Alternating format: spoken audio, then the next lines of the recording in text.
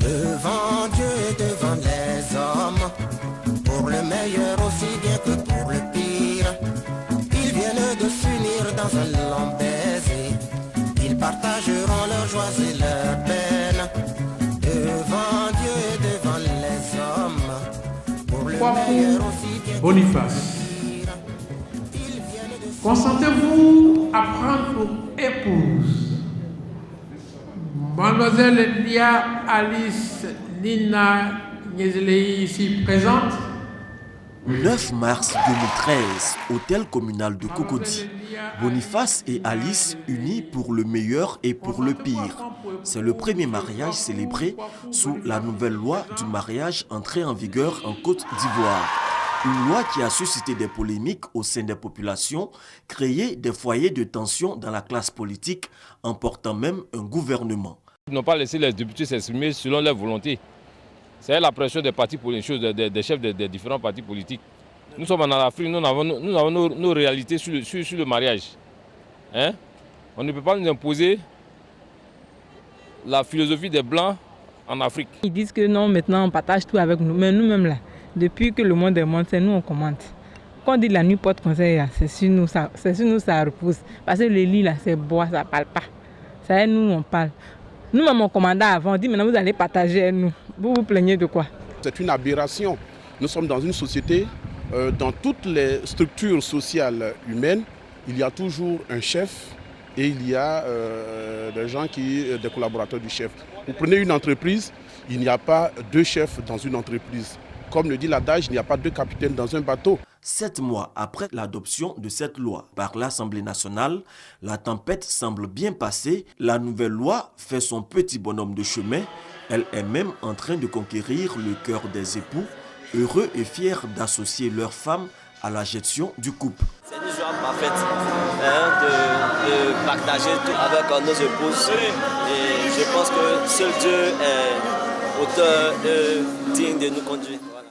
On avait craint qu'il y aurait quelques réticences. Moi-même, j'ai célébré 4 mariages sous cette nouvelle loi.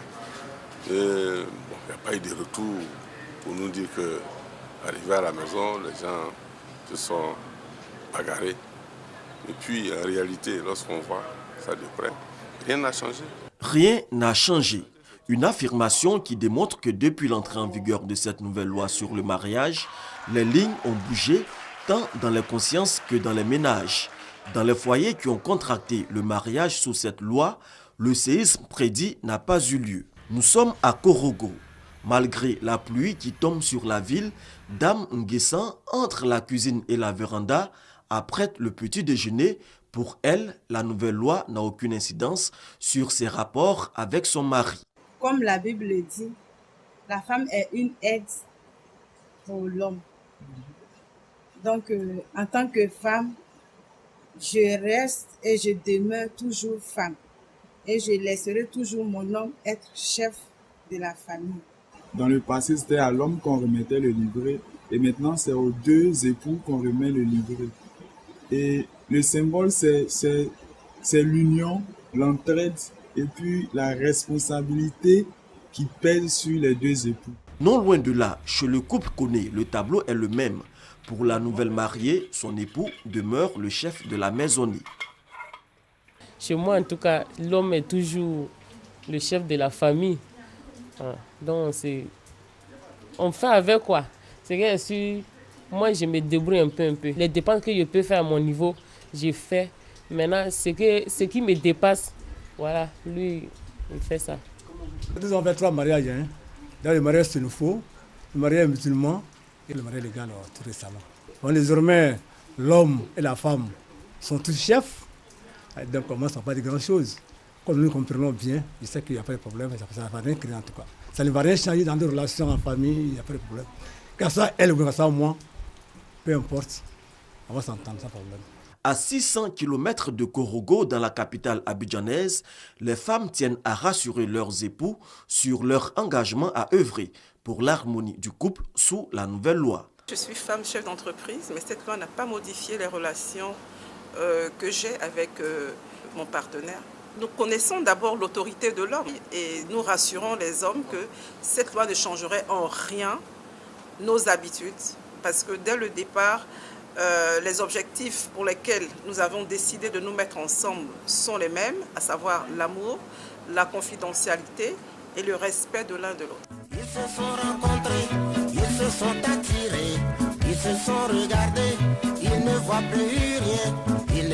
Dans les mairies, les mariages se succèdent à un rythme effréné. En 7 mois, 900 mariages ont été célébrés à ce jour à l'hôtel communal de Cocody, soit une hausse de 20% par rapport au nombre de mariages contractés l'année dernière sur la même période.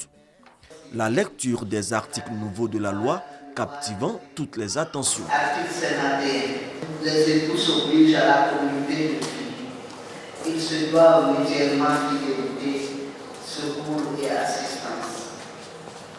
Ils assurent ensemble la direction morale et matérielle de la famille, pourvoient à l'éducation des enfants et préparent leur avenir. Article 59. Les époux contribuent aux charges du ménage à proportion de leurs facultés respectives. Si les conjoints sont unanimes à dire que rien n'a changé dans les relations avec leurs partenaires, en revanche, les choses ont beaucoup changé à la direction de la solde de la fonction publique depuis l'adoption de la nouvelle loi. Sous l'ancien régime de la réglementation relative au mariage, les hommes qui sont mariés avaient plus intérêt à réguler leur situation matrimoniale dans la mesure où l'incidence fiscale de leur statut entraînait une revalorisation de leur rémunération. La revalorisation qui était consécutive à la prise en compte du nombre de parts IGR qui permet de déterminer l'impôt à prélever sur la rémunération. Quant aux femmes, cet engouement ne se présentait pas véritablement dans la mesure où elles n'avaient aucun intérêt à le faire, dans la mesure où leur rémunération ne connaissait aucune revalorisation.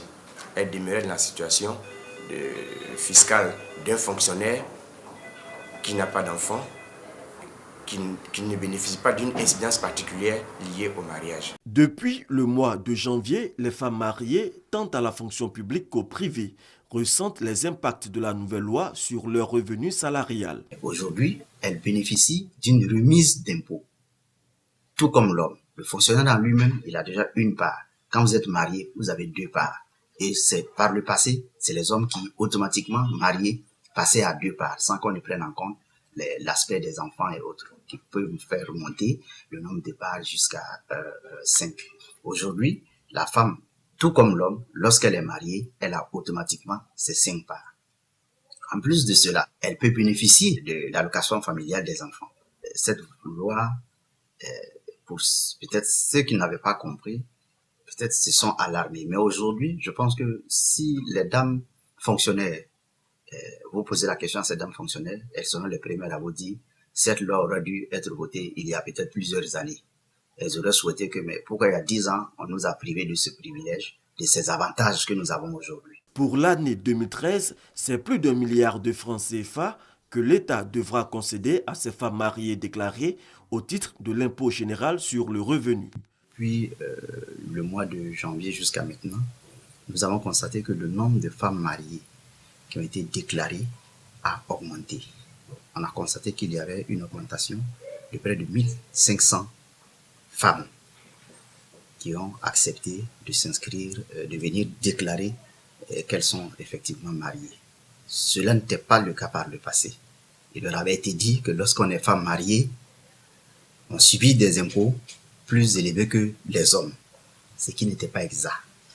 Donc je pense qu'aujourd'hui, celles qui ont fait l'expérience vont pouvoir dire aux autres qu'effectivement, lorsque vous êtes marié et que vous déposez vos dossiers à la solde, vous avez une remise au niveau des impôts, notamment l'impôt général sur le revenu. Ce qui revient en clair, il faut le dire, c'est comme si c'était une augmentation de salaire que la femme mariée avait. Parce que si vous payez moins d'impôts, ça veut dire que votre net en salaire a augmenté du montant de l'impôt que vous aurez dû payer. Le secteur privé apprécie également les retombées de la nouvelle loi du mariage. En tant que négociateur et chef MCC, cette loi a une importance pour nous dans la mesure où elle permet de satisfaire aux exigences du MCC. Et d'autre part, on va bien au-delà, ça permet quand même aux femmes d'être sur le même pied d'égalité que les hommes. Ça, c'est un élément très important. Je pense que les femmes, jusqu'à présent, bien qu'on ait eu l'impression qu'elles soient libres, mais au niveau des textes, il y avait certains éléments, si on voulait être rigoureux, qui pouvaient les bloquer. Là, la situation est normale, tout le monde est sur le même pied d'égalité. Concernant le MCC, bien entendu, la sortie de cette loi permettra d'améliorer l'indicateur genre, qui est un indicateur pour les Américains qui permet, d'après eux, et nous le pensons aussi, créer les conditions optimales de manière à ce que les femmes puissent intégrer la vie économique, avoir des opportunités pour les affaires et ainsi pouvoir avoir une certaine autonomie. Dans les mairies, les futurs contractants sont instruits sur les nouvelles dispositions qui figurent dans la nouvelle loi du mariage. Dans cette disposition, on parle de communication et de collaboration. Vous vous asseyez, tous les deux nous travaillons, voilà ce que nous percevons. Donc quand vous êtes ensemble, vous entendez sur le fait de la part de chacun dans les charges du ménage. Dans une ambiance bon enfant, hein. Les gens, les futures épouses, les futurs époux, ils se chahutent. En tout cas, chacun se dit maintenant que nous sommes tous deux responsables. Je crois que nous allons gérer bien la famille. Dans les anciennes dispositions, chacun avait un rôle bien déterminé. Mais ici, je pense que la loi les amène à collaborer, à coopérer. Et c'est ce qu'ils faisaient auparavant, même quand on disait que le mari était le chef de la famille. Conjointement, ça ne veut pas dire qu'il n'y a plus de chef, il n'y a plus de choses. Il y a la responsabilité commune qui est engagée du couple. Quant à la gestion du ménage, la personne ne peut dire ça c'est ma chasse gardée, ça c'est mon terrain. Chacun est responsable de la famille au même titre. Autre avancée majeure à relever, la Côte d'Ivoire se repositionne sur la scène internationale, notamment en matière des droits de l'homme, depuis l'adoption de cette loi. La Côte d'Ivoire est désormais un pays crédible. La Côte d'Ivoire est parmi ces 44 pays du monde assiégés au Conseil des Nations Unies pour les droits de l'homme. Ce qui est extrêmement important. C'est un signal très fort qui montre bien l'engagement de la Côte d'Ivoire, n'est-ce pas, à devenir ce pays émergent tant souhaité par le président de la République. Vous ne pouvez pas être un pays émergent si vous ne tenez pas compte des droits humains. Si vous ne tenez pas compte du fait que, selon la Déclaration universelle des droits de l'homme, qui a été ratifiée par notre pays, repris par notre Constitution, qui consacre également l'égalité entre l'homme et la femme.